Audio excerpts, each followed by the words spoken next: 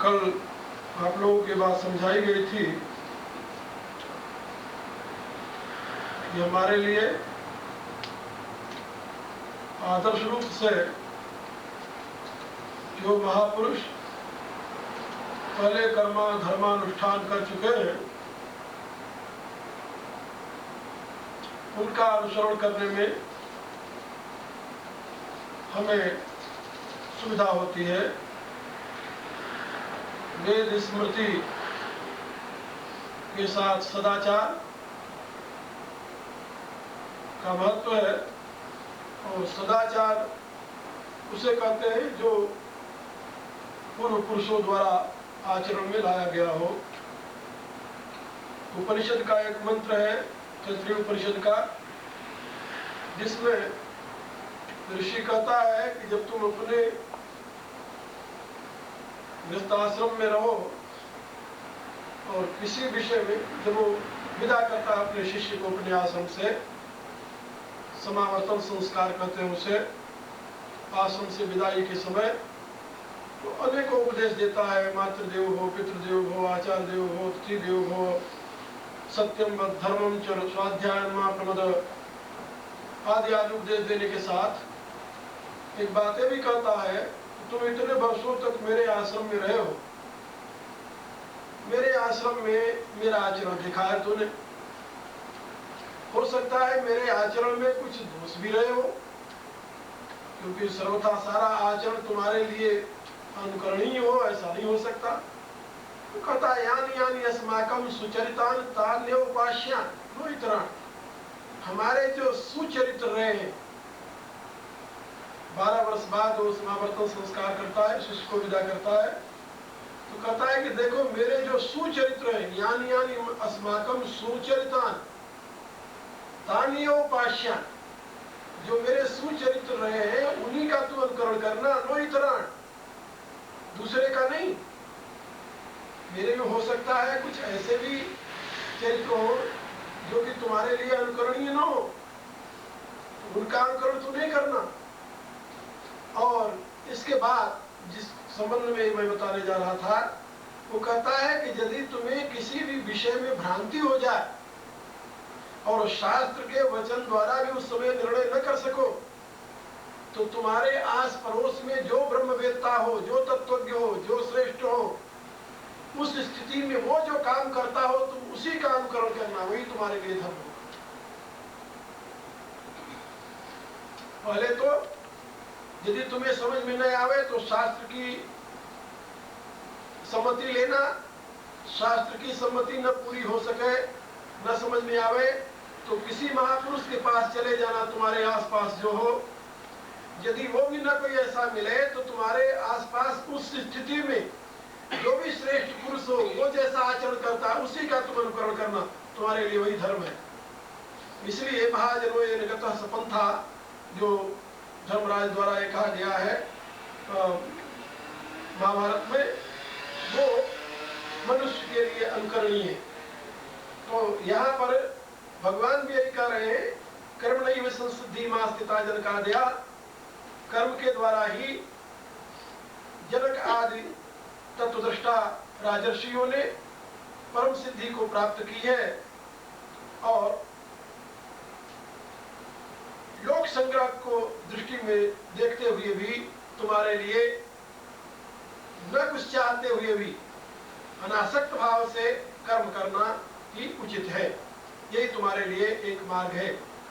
मैंने पहले भी बताया है कि वेद का भी यही संदेश है, कुर्वन्नेवे कर्माणि जीवसे चतुर्समा, कर्म करते हुए तू 100 वर्ष तक जीने की इच्छा रख, एवं तो नान्यथे तो अस्ति, तुम्हारे लिए यही एक रास्ता है, इसके सिवा और कोई दूसरा रास्ता नहीं है। यदि तुम ये सोचो कि कर्म में बंधन में डालेगा तो न कर्म लिप्यते नरे, कर्म तुम्हें बंधन में नहीं डालता, क्योंकि कर्म तो जड़ है, तुम उसके करता हो, वो तुम्हारा इफेक्ट है, वो तुम्हें बंधन में कैसे डाल सकता है यदि तुम स्वयं कर्म के साथ न चिपको तो। न कर्म लिप्यते नरे, यहाँ नरे जो नृ धातु है उसमें लीडिंग क्वालिटी है, तुम कर्म को लीड करने वाले हो, तुम नर हो, तुम इनएनिमेट नहीं हो, इसलिए तुम नर हो, तुम इंसेंशिएंट नहीं हो, सेंशिएंट हो, तुम नर हो, इसलिए तुम्हें कर्म नहीं बांधता, तुम स्वयं कर्म के साथ चिपक जाते हो, कर्म का कर्ता अपने आप को मानकर उसमें बच जाते हो। वेद के आज्ञा अनुसार भी कर्म मनुष्य को बांधता नहीं, मनुष्य स्वयं कर्म में बंधता है आसक्ति बस। तो भगवान कहते हैं कि लोक संग्रह के लिए तुम्हें कर्म में प्रवृत्त होना चाहिए। इसके आगे का एक उदाहरण देते हैं कि मनुष्य को लोक, जिसको कुछ नहीं चाहिए उसको लोक संग्रह में क्यों प्रवृत्त होना चाहिए? का इसलिए होना चाहिए कि जो संसार से असंग हो जाता है, ऊपर उठ जाता है, संसार की दृष्टि में वो श्रेष्ठ है, संसार की दृष्टि में वो श्रेष्ठ होता है, और श्रेष्ठ जो होता है उसका अनुकरण यदि आचरती श्रेष्ठ तत्देवेतरोजन। भगवान बुद्ध ने राज्य छोड़ करके भिक्षु जीवन स्वीकार किया, उन्होंने तत्व की खोज की और पूर्णत्व को प्राप्त किया, बुद्धत्व की अनुभूति के जीवन में। और बाद में उन्होंने ये कहा कि ये चार आर्य सत्य जो है, दुनिया में दुख है, दुख का कारण है, उसको दूर किया जा सकता है, उसके लिए उपाय है। और उस उपाय के लिए उन्होंने अष्टांग योग की साधना बताई, और उन्होंने कहा कि जन्म दुख है, फिर मृत्यु दुख है, जरावस्था दुख है, और रोगी जीवन दुख में है। तो इसलिए सारा संसार दुख में है, तृष्णा से ही संसार उत्पन्न हुआ है, अज्ञान से ही तृष्णा उत्पन्न हुई है, इसलिए संसार दुख में है। सुख का रास्ता, आनंद का रास्ता केवल यह है कि इसको छोड़ करके बुद्धम शरणं गच्छामि, धम्मम शरणं गच्छामि, संघम शरणं गच्छामि, इसका अवलंबन लो। बुद्ध की शरण जाओ, धर्म की शरण जाओ, और संघ की शरण जाओ, इसके सिवा और कोई दूसरा रास्ता नहीं है। तो बुद्ध के द्वारा प्रदर्शित उस मार्ग का अनुकरण करने वाले हजारों नहीं लाखों की तादाद में भारत में लोग हो गए। बुद्ध ने तो बुद्धत्व प्राप्त किया, और इतर लोग जो थे वो बुद्धत्व प्राप्त करने की बजाय केवल बुद्ध के नारे के आधार पर अपने आप को कर्म से विरत करके संसार में मुफ्त का भोजन मिलता था, क्योंकि बुद्ध धर्म राजधर्म हो गया बाद में, तो मुफ्त का भोजन, मुफ्त का आवास, मुफ्त की प्रतिष्ठा, और श्रवण होने से, भिक्षु होने से लोक में इज्जत, ये सब मिलती थी। इसलिए हर एक वर्ग का व्यक्ति भिक्षु बनने लगा, चाहे वो किसी वर्ग का रहा हो, क्योंकि वहां भिक्षु बनने के लिए किसी वर्ग की कोई प्रतिबंध नहीं था। चाहे वह किसी वर्ग में है, उच्च वर्ग का है, नीचे वर्ग का है, किसी वर्ग का है, वो भिक्षु बन जाता था और वो आनंद लेता था उसमें, उसको हर एक प्रकार की पूर्ति होती थी। बाद में उसके साथ और भी कई रोग बढ़ते गए, उसका परिणाम आप भारत की दुर्गति देखते हो, कितने वर्षों तक रही। तो जो श्रेष्ठ व्यक्ति एक मार्ग बना देता है, प्रशस्त मार्ग कर देता है, इतर लोग उसी का अनुकरण करते हैं। उनको तो केवल एक सुविधा वाला रास्ता चाहिए, वो ये नहीं देखते कि उस स्थिति में हम पहुंचे हैं या नहीं पहुंचे। भगवान कहते हैं यदि तुम उस स्थिति में पहुंच जाओ कि तुम्हें दुनिया सब कुछ नहीं चाहिए, फिर तुम्हारे लिए कोई कर्म नहीं। लेकिन उस स्थिति में पहुंचने वाले यदि कर्म छोड़ देते हैं तो वो उनके लिए तो कोई कर्म नहीं है, लेकिन वो दूसरे के लिए प्रमाण होने के नाते समाज के घातक सिद्ध होते हैं। इसलिए जो उच्च अवस्था में पहुंचे हुए हैं उनको भी कर्म करना चाहिए। कर्म नहीं करते यदि, तो उनके लिए कोई हानिकारक नहीं है। कर्म करते हैं तो कर्म उनके लिए बंधनकारक नहीं होता। कर्म जो नहीं करता है, बुद्ध के लिए तो कोई हानिकारक नहीं हुआ, बुद्ध तो बुद्धत्व को प्राप्त हो गए, लेकिन उसका परिणाम इतर लोगों पर जो पड़ा, इतर लोगों ने जो उसका अनुकरण किया, उनका जीवन पतित हुआ, और उससे राष्ट्र का जीवन पतित हो गया धीरे धीरे। इसी प्रकार से यदि कोई श्रेष्ठ पुरुष भविष्य में आने वाली जनरेशन की तरफ सतर्क नहीं रहता, और वो ये नहीं सोचता कि मेरा ये श्रेष्ठत्व जो है वह विश्व के लिए प्रेरणा का कारण बनेगा, यदि इस विषय वो सजग नहीं रहता, तो अपने लिए तो उसकी कोई हानि नहीं होती, लेकिन आने वाले जनरेशन के लिए उसका जीवन अभिशाप बन जाता है, हानिकर बन जाता है, उसके विनाश का कारण बन जाता है। यही बात यहाँ पर भगवान ने गीता में समझाई। और यदि इस बात को बुद्ध समझ गए होते तो मेरे विचार से वो सारी दुनिया को भिक्षु बनने का उपदेश न देते। यदि इस बात को शंकराचार्य जी ने अनुभव किया होता तो सारी दुनिया को सन्यासी बनने का उपदेश न देते हो। लेकिन आचार्य शंकर ने तो अपने जीवन में काम किया, काम करते रहे, कभी बैठे नहीं वो शांत होकर। 16 वर्ष से लेकर 32 वर्ष की आयु तक जिए वो, और 32 वर्ष तक पूरे भारत में 4 मठ स्थापित किया, धर्म की प्रतिष्ठा की, हजारों देवताओं की उन्होंने वो करी प्रतिष्ठा की, सारे देवताओं की स्तुति थी, जीवन भर कर्म करते रहे। लेकिन बाद में उनके मृत्यु के पश्चात उनके अनुयायी भी वही बुद्ध वाला मार्ग अपना लिए। जो शंकर कहते हैं सन्यास ही एक मुक्ति का आधार है, तो सब सन्यासी बनो। ब्रह्म सत्यम जगत मिथ्या, जीव ब्रह्मेति न परा, बात खत्म हो गई। ब्रह्म ही सत्य है, जगत मिथ्या है, तो माया जाल है। और वो माया जाल का उपदेश देकर के लोगों के हृदय में भी संसार के प्रति घृणा कर दी, जिसमें इतनी शक्ति नहीं थी, श्रद्धा नहीं थी कि वो संसार को छोड़कर सन्यासी होते। वो अपने संसार में रहते हुए भी ये सोचते रहे संसार तो नाशवान है, एक दिन तो मरी जाना है, ये सब माया का प्रपंच है, हम क्यों इसमें फंसे। इस उपेक्षा ने जीवन की सरसता को नष्ट कर दिया और जीवन के प्रति रुचि समाप्त हो गई। और ये क्राइटेरियन बन गया समाज के लिए। आप बहुत अच्छे महात्मा हैं, लेकिन यदि समाज की व्यवस्था की बात करते हैं तो आप नीचे गिरे हुए महात्मा हैं, आप अच्छे सन्यासी नहीं हैं। अच्छे सन्यासी के लिए तो संसार मिथ्या है। अब इस धारणा ने जनता में अपना स्थान जमा लिया, और जो अच्छे विद्वान सन्यासी थे उनका भी साहस नहीं होता था कि जनता को कोई उपदेश दे दो भाई, जिससे तुम अपने जीवन को सुव्यवस्थित करो। क्यों सोचते थे जहां वो जनता को इस प्रकार का उपदेश देना शुरू किए, जनता यही समझेगी कि ये अच्छा सन्यासी नहीं, कि अच्छा सन्यासी तो जो संसार में मिथ्या समझता है, ये तो हमें संसार में रहने का उपदेश दे रहा है, इसलिए ये संसार को भी समझा नहीं, इसको तत्व ज्ञान नहीं हुआ। तो जनता की दृष्टि में एक क्राइटेरिया बन गई कि अच्छा सन्यासी, सच्चा सन्यासी वही है जो जगत को मिथ्या समझता है, ब्रह्म को सत्य समझता है। ऐसी गलत धारणा ने देश को बहुत बड़े गर्त में गिरा दिया, और उस गर्त से उबरने के लिए कई शताब्दियां लग जाएंगी, तब जनता उठेगी धीरे धीरे।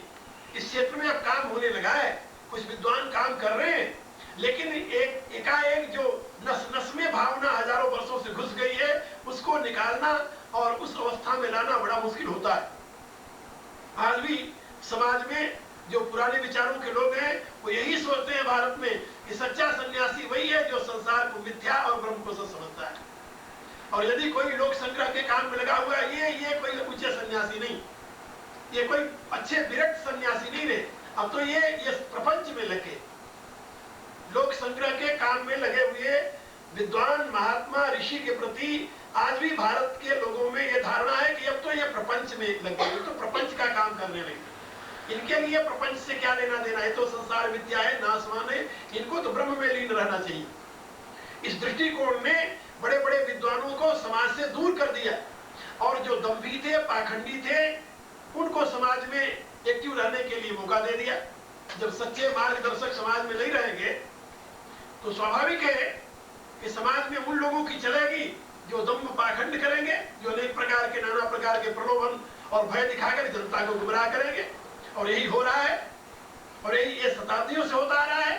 क्यों होता रहा है? उसी गलत शिक्षा का परिणाम। इसलिए मैं बता रहा था कि भगवान के इस दिव्य संदेश को हमारे पूर्व के आचार्यों ने, महापुरुषों ने इस ढंग से एक्सप्लेन किया है। गीता की कमेंट्री ला पढ़िए तो आपको हैरानी हो, भगवान क्या कर रहे हैं और आचार्य उसकी क्या व्याख्या कर रहे हैं। भगवान तो कह रहे हैं यदि कोई पूर्णत्व को प्राप्त कर गया है, श्रेष्ठ हो गया है, तब भी उसको कर्म का अनुष्ठान करना चाहिए। क्यों करना चाहिए? इसलिए कि यदि यदि आचरती श्रेष्ठ तब तद एव इतरा जना, वह श्रेष्ठ पुरुष जैसा आचरण करता है उसी प्रकार का आचरण इतर लोग भी करते हैं। क्योंकि हर एक व्यक्ति के हृदय में ये चाहे कि वो श्रेष्ठ बने, और श्रेष्ठ बनने का केवल एक ही रास्ता है कि जो श्रेष्ठ लोग आचरण करते हैं उसका तुम अनुकरण करो। तो श्रेष्ठ लोग तो कुछ नहीं करते, श्रेष्ठ लोग तो कहते हैं कि खामोश बैठे रहो, ब्रह्म सत्य है, जगत मिथ्या है, जीव ही ब्रह्म है, बात खत्म हो गई। तो यदि तुम भी यही सोचते रहो तभी श्रेष्ठ बनोगे। उनकी श्रेणी में यदि जाना है तो तुम्हें वही अनुकरण करना पड़ेगा जैसा कि उन्होंने किया है, जैसा वो कर रहे हैं। इसका अभिप्राय तुम्हें कुछ नहीं करना। जब कुछ नहीं करो तब तुम अच्छे सन्यासी बनोगे, तुम श्रेष्ठ बनोगे, तुम मुक्त हो जाओगे, और यदि करते हो तो तुम बंधन में पड़े रहोगे। अब इस भ्रम ने बड़े बड़े लोगों को संसार से उपरत कर दिया और कर्म से विरत कर दिया। लेकिन भगवान का कथन यह है कि यदि यदि आचरति श्रेष्ठ तथैव इतरो जना, जो ऐसा आचरण करेगा वैसे इतर लोग करेंगे। इसलिए सयत् प्रमाणम कुरुते लोकस तदनुवर्तते, वह जिसको प्रमाणिक कहता है ये करणीय कार्य है, लोग उसका अनुवर्तन करते हैं, अनुकरण करते हैं, लोग भी वही करने लगते हैं। इसलिए श्रेष्ठ के ऊपर बहुत बड़ी जिम्मेदारी है, जन सामान्य के ऊपर कोई जिम्मेदारी नहीं है। गृहस्थ का एक व्यक्ति, गृहस्थ में रहने वाला जो घर का पिता है, वो यदि नालायक हो जाए तो उसके 4-6 बच्चे या परिवार नालायक हो सकता है। लेकिन एक श्रेष्ठ पुरुष यदि पथभ्रष्ट हो जाता है या कोई इस प्रकार का काम करता है जो दूरदर्शिता से रहित है, तो उससे हजारों नहीं लाखों लोगों का जीवन पतित हो जाता है, पथभ्रष्ट हो जाते हैं। इसलिए उस श्रेष्ठ के ऊपर बहुत बड़ी जिम्मेदारी है। जिम्मेदारी तो हर एक के ऊपर है, क्योंकि हर एक व्यक्ति अपनी जगह पर श्रेष्ठ है। आप अपने परिवार में देखिए, यदि आप इस मंत्र को यानी स्वीकार कर लें और जीवन में उतारना शुरू करें, आप देखेंगे कि मैं अपने परिवार में श्रेष्ठ हूं। जैसा मैं अनुकरण करूंगा, हमारे बच्चे भी उसी का अनुकरण करेंगे। हम जिसको प्रमाणिक मानेंगे, बच्चा उसको स्वीकार कर लेगा। मेरा बाप ऐसा करता था, मुझे भी ऐसा करना चाहिए। इसलिए हमारे ऊपर बहुत बड़ी जिम्मेदारी है, अपने ही लिए नहीं बल्कि आने वाली संतान के लिए। छोटे बच्चे तो माँ बाप का ही अनुकरण करते हैं। माँ बाप जो अपने किसी अहम में अंधे हुए रहते हैं, पहले ध्यान नहीं देते, जब वो बच्चे बड़े हो जाते हैं तो रोना शुरू कर देते हैं। फिर क्या, फिर तो बात खत्म हो गई, और रोने से क्या बनेगा। इसलिए बहुत सावधानी की जरूरत है। ये बीज मंत्र है सामाजिक व्यवस्था का। यदि यदि आचरति श्रेष्ठ ततदेव इतरः जना, श्रेष्ठ पुरुष जैसा आचरण करते हैं इतर लोग भी वैसा ही करते हैं। सयत् प्रमाणम कुरुते, वह श्रेष्ठ पुरुष जिसको प्रमाणिक कर देता है, यह प्रमाणिक है। लोकस तदनुवर्तते, लोग उसके पीछे दौड़ते रहते हैं। क्योंकि लोगों को, हर एक व्यक्ति को जिंदगी के रहस्य का पता नहीं होता। ये बात याद रखो, हर एक व्यक्ति तत्वज्ञ नहीं होता और हर एक व्यक्ति को जिंदगी के रहस्य का पता नहीं होता। दुनिया में जितने मनुष्य हैं, सभी किसी न किसी का अनुकरण मात्र करते हैं। सभी मनुष्य किसी न किसी का अनुकरण करते हैं। जैसे हमारे शरीर में आंख है और आंख में रेटिना है, बहुत छोटी सी, उस रेटिना के द्वारा ही हम सारे यानी दृश्य को देखते हैं और हमारा इधर शरीर का जो अंग है उसी का अनुकरण करता है। ऐसे जो श्रेष्ठ पुरुष होते हैं वो समाज की आंख होते हैं, इसलिए उनको नेता कहा जाता है। नेता माने जानते हो क्या होता है? नेता माने ले जाने वाला। ये नी धातु है जिसका अर्थ होता है ले जाने वाला। तो नेता इसलिए कहते हैं कि वो नेत्र है समाज की। आपको कौन ले जाता है? आप किधर चलते हो तो कौन ले जाता है? नेत्र आपका ले जाता है। तो जैसे नेत्र आपके शरीर का नेता है, ऐसा ही वो समाज के नेत्र कहे जाते हैं, नेता कहे जाते हैं। इसलिए कहते हैं इनका नेतृत्व है। नेतृत्व माने क्या? वही नेतापन। हम इनके नेतृत्व में कर रहे हैं। नेतृत्व माने क्या? वही नेत्र स्थानी, जैसे नेत्र ले जाता है, नेत्र आगे बढ़ाता है, नेत्र रास्ता दिखाता है, ऐसे उनके मार्गदर्शन में, उनके नेतृत्व में हम काम करते हैं। तो नेता के ऊपर बहुत बड़ी जिम्मेदारी है, नेतृत्व करने वाले के ऊपर बहुत बड़ी जिम्मेदारी है। और समाज में नेतृत्व करने वाले सब नहीं होते। ये देखना है कि किसका अनुकरण समाज करता है, कौन समाज के लिए आदर्श बन रहा है। यदि आदर्श उत्तम है, समाज उत्तम बनेगा। यदि आदर्श निकृष्ट है, समाज निकृष्ट बनेगा। इसलिए भगवान कहते हैं कि जो जहां पर है उसको सतर्क रहना है, सावधान रहना है, क्योंकि वह अपने स्थान पर अपने से निम्न वर्ग के लोगों का नेता है, उनको आगे बढ़ाने वाला है। यदि उसका रास्ता गलत है तो वो कभी भी इतर लोगों को सही रास्ते पर नहीं ले जा सकता। इसलिए सयत् प्रमाणम कुरुते लोकस तदनुवर्तते। और इसी बात को भगवान कहते हैं कि जो पूर्ण प्रज्ञ है, पूर्ण तत्वज्ञ है, उसको भी काम करना चाहिए। जो ब्रह्म भाव को प्राप्त हो गया उसको भी काम करना चाहिए। भगवान कह रहे हैं हाँ करना चाहिए। उदाहरण में भगवान अपने आप को प्रस्तुत कर रहे हैं। कहते तुम मेरे को देखो, मैं काम कर रहा हूं कि नहीं? मैं 24 घंटा काम में लगा रहता हूं। न मैं पार्थास्ति कर्तव्यम श्री लोकेशु किंचन। तीनों लोकों में मेरे लिए कोई कर्तव्य नहीं है। क्यों नहीं है कर्तव्य? इसलिए कि न अनवाप्तम अवाप्तव्यम। दुनिया में कोई भी वस्तु ऐसी नहीं है जो मुझे अप्राप्त हो और जिसको प्राप्त करने के लिए मैं कोशिश करूं। लेकिन फिर भी वर्त एवच कर्मणि, फिर भी मैं दिन भर रात भर कर्म में ही लगा रहता हूं। भगवान अपना उदाहरण दे रहे हैं। यहां पर जिन आचार्यों ने यह अर्थ किया है कि ये ऊपर वाला जो श्लोक है भगवान ने यानी अज्ञानियों के लिए कहा है, जो पूर्ण प्रज्ञ नहीं हुए उनके लिए कहा है, जो अभी जीवन मुक्त नहीं हुए उनके लिए कहा है, तो ये भ्रांत धारणा है। यहाँ पर भगवान अपने को प्रमाण दे रहे हैं। पूर्णत्व को प्राप्त हुआ जो साक्षात ब्रह्म के अवतार है, वो स्वयं अपने आप को प्रमाण देकर के बता रहे हैं कि मैं जो कर रहा हूं, मुझे दुनिया में कुछ नहीं चाहिए, फिर भी मैं रातों दिन कर्म करता हूं। क्यों करता हूं? इसलिए भगवान कह रहे हैं कि यदि हम नवर्तेयम जात कर्मण तंद्रिता, यदि मैं अतंत्रित होकर, अतंत्रित माने प्रमाद रहित होकर, तंत्रित कहते हैं प्रमाद, जिसको स्वंबरिंग कहते हैं अंग्रेजी में, उसको तंत्रित कहते हैं। जो प्रमाद में ग्रसित है, तमोगुण का जो प्रभाव है उससे जो युक्त है, वो कर्म करेगा तो उसका कर्म कोई सुव्यवस्थित नहीं होगा। तंत्रित अवस्था में जो कर्म किया जाता है वो सुव्यवस्थित कर्म नहीं होता। इसलिए भगवान कह रहे हैं यदि हम नवर्तेयम जात कर्मणि अतंत्रित, अतंत्रित होकर के, पूर्ण सतर्क होकर, सजग होकर, अलर्ट होकर के यदि मैं कर्म का बर्ताव न करूं, स्वयं कर्म का बर्ताव न करूं, स्वयं कर्म की व्यवस्था न करूं, स्वयं कर्म न करूं, तो मम वर्तमान वर्तन्ते मनुष्य पाल सर्वसा, तो ये सारा संसार मेरे ही मार्ग का अनुकरण कर रहा है।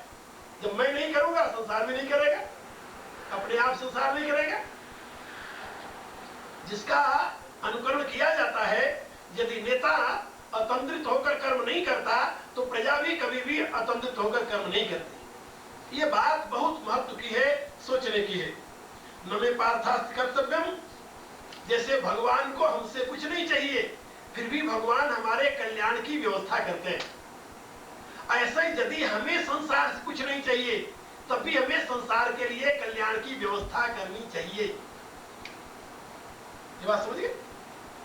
जैसे भगवान को हमारे से कुछ नहीं चाहिए, फिर भी भगवान हमारे कल्याण की व्यवस्था करते हैं, ऐसे ही यदि हमें संसार से कुछ नहीं चाहिए, हम इस अवस्था में पहुंच गए हैं कि हमारे में कोई डिजायर नहीं रह गई, कोई कामना नहीं रह गई, फिर भी ऐसी स्थिति में पहुंच करके भी हमें लोक कल्याण के लिए कर्म करना चाहिए। कैसा है? जैसे भगवान कर रहे हैं, कुछ न चाहते हुए लोक कल्याण के लिए, लोक विकास के लिए कर्म में प्रवृत्त रहना चाहिए।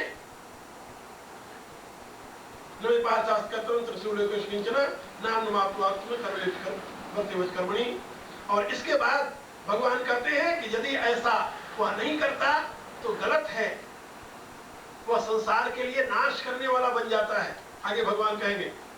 तो इसमें बताया यदि हम नवर्तेयम जात कर्मणि तंत्रिता, यदि मैं अतंत्रित होकर के, पूर्ण सतर्क होकर के, सजग होकर के कर्म का बर्ताव न करूं, कर्म में प्रवृत्त न हो, तो मम वर्तमान वर्तन्ते मनुष्य पार सर्वसा, तो ये सारे मनुष्य सब प्रकार से जो मेरे ही मार्ग का अनुकरण कर रहे हैं, मम वर्तमान वर्तन्ते माने मेरे वर्तमाने रास्ते का, मेरे ही रास्ते का ये सारा संसार अनुकरण कर रहा है, फिर उसकी क्या गति होगी? वो भी कर्म छोड़ देगा। और यदि संसार में कर्म रहित हो जाए व्यक्ति, गति क्या होगी?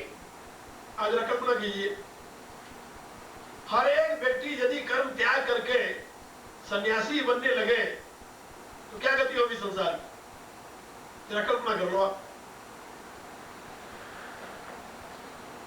इसलिए भगवान कहते हैं कि उसका परिणाम तो बड़ा भयंकर हो। इमे लोका न कुर्याम कर्म चेदा, कहते हैं यदि हम कर्म न करें तो मैं इन सारों लोगों को नष्ट करने वाला हो जाऊं। जो लोग तत्वज्ञ होकर के लोक संग्रह के लिए कर्म नहीं करते, वो सारे विश्व के लिए विनाशक हो जाते हैं, विनाश के कारण बन जाते हैं। भगवान कहते हैं यदि मैं न करूं तो मैं लोगों के लिए नाश करने वाला हूं। क्यों? इसलिए कि कर्म चक्र के अभाव में कोई भी वस्तु उत्पन्न नहीं हो सकती, किसी वस्तु का निर्माण नहीं हो सकता, और निर्माण के अभाव में, आवश्यकता की पूर्ति के अभाव में सारा लोक नष्ट हो सकता है। आप जरा कल्पना कीजिए, 40 करोड़ लोग भारत में थे, 40 करोड़ जब बर्तानिया सरकार राज्य करती थी, थोड़े से नहीं थे। और उस समय बर्तानिया की आबादी मुश्किल से 4 करोड़ थी। 5 करोड़ 50 लाख अब उसकी आबादी है सारी। और 4 करोड़ की आबादी वाला देश 6,500 मील दूर जाकर के 40 करोड़ की आबादी पर शासन करता रहा। और 40 करोड़ वे लोग थे जिनकी संस्कृति सभ्यता विश्व के लिए एक आदर्श थी। आखिर उनमें कौन सी ऐसी कमी आ गई थी जिसके नाते उनकी यह दुर्गति हुई? कभी सोचो। मैं जब इतिहास पढ़ता था तो मेरे को ये रहता था कि मैं कभी जाकर देखूं उन अंग्रेजों को, उनमें कौन सा ऐसा गुण था जिसके नाते 200 वर्ष तक इतनी दूर आकर शासन किया। बड़ी चाह होती थी मुझे कभी कभी, मैं जरा जाकर उनको देखूं तो आखिर क्या उनमें विशेषता है। और मैं पहली बार आया तो 2 वर्ष रहा, उनमें रहा, बहुत निकट से देखा और मुझे एक भी विशेषता नहीं मिली, एक भी कोई उनमें वैशिष्ट्य नहीं मिला जिसके कारण वो 200 वर्ष तक भारत में शासन किए। ऐसा मैं नहीं समझ पाया। केवल अपनी मूर्खता, हाँ अपनी मूर्खता को दूसरे गुण मानो, ये तो आपकी महिमा है, बुद्धिमानी है। क्या समझे? अपनी अज्ञानता को, अपनी मूर्खता को आप दूसरे का सद्गुण मान ले, ये तो आपकी महिमा है। लेकिन उनमें कोई सद्गुण हमें नहीं दिखाई दिया, कोई ऐसा गुण नहीं दिखाई दिया जिसके द्वारा उन्होंने भारत पर 200 वर्ष तक शासन किया, केवल एक भारतीयों की नासमझी और मूर्खता के सिवा। यही उसमें कारण था। इस समय की स्थिति आप भारत की देखिए, क्या कुछ हो रहा है। इस दुर्गति से उबरने के पश्चात भी, 900 वर्ष संघर्ष के पश्चात भी आज वहां क्या कुछ हो रहा है आप देख लें। और बहुतायत वहां जानते हो किसकी है? चाहे कुछ भी कहते रहो, ईमानदारी तो यही है कि भारत में इस समय 70 करोड़ की आबादी में लगभग 60 करोड़ हिंदू रहते हैं। 60 करोड़ से ज्यादा है बल्कि। हाँ, अभी मैं बता दूं आपको, 7 और 8 9 करोड़, 60 करोड़ से ज्यादा है। 60 करोड़ से कुछ लाख है हिंदू की आबादी भारत में। 60 करोड़ हिंदू जहां रहते हो, उनकी बुद्धिहीनता का परिणाम इससे बड़ा और क्या हो सकता है जो कुछ आप देख रहे हो भारत में। किसी को दोष देना ये गलत है। अमुक इसमें विघ्न डाल रहा, अमुक इसमें विघ्न डाल रहा, अमुक इसमें विघ्न डाल रहा। क्यों डालता है जानते हो? जब तुम अपने बुद्धि से काम नहीं लेते, तुम्हारी अकल काम नहीं करती, तो स्वाभाविक है दूसरे विघ्न डालते हैं। जब तुम अपने आप को नहीं समझोगे, नहीं संभालोगे, अपनी व्यवस्था स्वयं आप नहीं कर सकोगे, तुम्हारी इतनी बुजदिली है, इतनी कमजोरी है, तुम धर्म भीरू इतने बन गए हो कि अपने आप को अपनी शक्ति के प्रकाश में देखना तक नहीं चाहते, तो तुम्हारी दुर्गति नहीं होगी और क्या हो? और होगी क्या?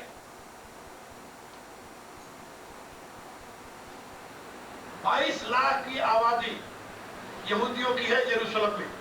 सारी आबादी 25 लाख की थी उन दिनों जब युद्ध हो रहा था। अब थोड़ी सी और बड़ी होगी, इससे ज्यादा नहीं। उसमें से 25 लाख में 3 लाख मुसलमानों की आबादी थी और सारी आबादी यहूदियों की केवल 22 लाख थी। और उनके अगल बगल चारों तरफ 10 करोड़ आबादी है मुसलमानों की, अरब देश की 10 करोड़ की। और अकेले वो 22 लाख उन 10 अरब के नाक में नकेल डाल करके खड़े हुए हैं और सब तौबा करते रहते उनके सामने। देखा, इसे कहते हैं आत्मबल, इसे कहते हैं स्वाभिमान। और तुम्हारी गति क्या है? तुम्हारी गति यह है कि 60 करोड़ की तुम्हारी आबादी है, अपने घर में तुम स्वाभिमान से नहीं रह सकते। रातों दिन पीठ पड़ रही है, अखबार उठाकर देखो तो वहां इतने आदमी मर गए, वहां इतने आदमी मर गए, वहां इतने आदमी मर गए। क्यों मर गए भाई? क्या क्या अमुक ने मार दिया, अमुक अन्याय कर रहा है, अमुक अन्याय। अरे मूर्ख, अन्याय कौन करता है? अन्याय तुम्हारी कमजोरी करती। नीति शास्त्र में एक श्लोक है, चाणक्य कहता है कि दुनिया में सबसे बड़ा पाप क्या है? वो कहता है निर्बलता। तो कहता है इससे बड़ा और कोई पाप नहीं। आप रास्ते में चले जा रहे थे, किसी व्यक्ति ने आपको धक्का दिया, जिसने धक्का दिया वो आपकी तरफ देखेगा। यदि आप बलवान हो तो आपसे क्या कहेगा? I am very sorry.